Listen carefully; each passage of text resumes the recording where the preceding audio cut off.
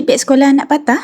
Tapi beg masih elok. Nak buang sayang pula kan? Jangan buang dulu. Tak perlu bazir duit beli yang baru. Dalam video ni, Syida nak kongsi cara tukar dan jahit semula klip beg atau nama rasminya buckle. Walaupun tali beg ni tebal dan keras, saya ada teknik rahsia supaya jahitan tetap kemas, kuat dan jarum tak patah.